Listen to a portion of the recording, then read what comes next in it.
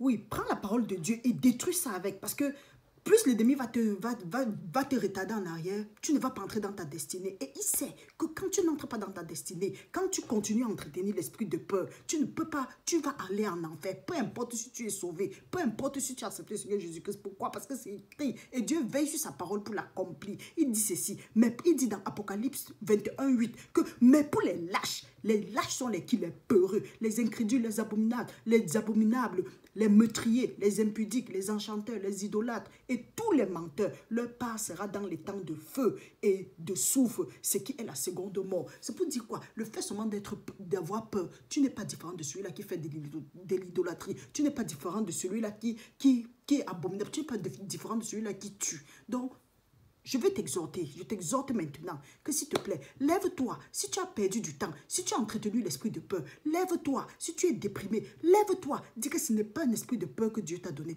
mais un esprit de force, d'amour et de sagesse. Commence à réciter ça. Et toutefois que tu sens cet esprit-là, tu dis que tu as été vaincu sur la croix il y a de cela plus de 2000 ans. Au nom de Jésus-Christ, quitte de ma vie. Tu n'es pas la bienvenue dans ma vie. Parce que la parole de Dieu nous dit aussi dans Amos 3.3, deux personnes marchent-ils ensemble à moins qu'ils ne soient en accord. Et toutefois que l'ennemi qui est l'esprit de peur vient, il laisse que tu entretiens cette pensée-là. Quand tu entretiens, il t'accuse, comme Apocalypse 12.10 nous dit, que l'accusateur de nos frères, mais pas le sang, et la parole de Dieu nous dit, mais pas le sang de l'agneau et la parole de notre témoignage. Nous avons vaincu l'accusateur de nos frères. Si tu dis que Jésus-Christ, l'acte dont les ordonnances me condamnaient, Jésus-Christ les a effacés. Il a triomphé d'eux sur la croix et il a dépouillé les dominations et les autorités et il les a exposés publiquement à la croix. Mon frère, tu es sauvé, tu es calme, tu es tranquille. Donc tu rappelles à l'ennemi ce que Jésus-Christ a fait et tu commences à crier. Tu dis que Christ en toi, l'espérance de la gloire. Celui qui en toi est plus fort que celui-là qui marche sur la terre. Donc Christ est dans ta vie. Pourquoi est-ce que tu auras peur de l'esprit de l'esprit de peur?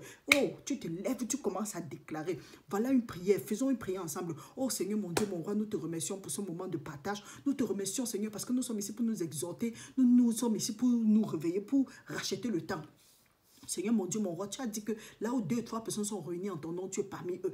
Merci, Seigneur, d'être parmi nous. Merci, Seigneur, de nous avoir rappelé que nous n'avons pas, tu ne nous as pas donné cet esprit de peur. Nous renonçons à toute fois où nous avons entretenu cet esprit-là. Nous renonçons, nous dénonçons. Nous te demandons pardon et nous nous repentons d'avoir entretenu cet esprit de peur. Maintenant, nous déclarons dans le nom puissant de Jésus-Christ que ce n'est pas un esprit de peur que tu nous as donné, mais un esprit d'amour, de force et de sagesse. Oh Père éternel, nous te remercions. Que tout esprit de peur soit maudit depuis la racine de nos vies au nom puissant de Jésus-Christ. Parce que tu nous as donné le pouvoir de marcher sur les serpents et sur les scorpions et sur toute la puissance de l'ennemi et rien ne pourra nous nuire.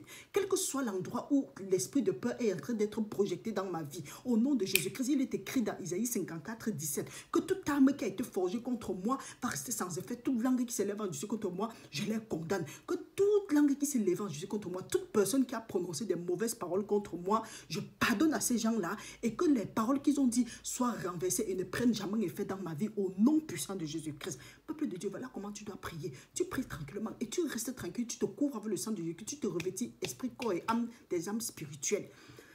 J'espère que tu as compris et que tu vas mettre ça maintenant en exergue. Utilise ça et tu vas voir, ta vie va changer. L'esprit de dépression va partir. L'esprit de peur va partir. Tu vas voir, il n'y aura plus de concurrence, il n'y aura plus de complexe dans ta vie. Il n'y aura plus...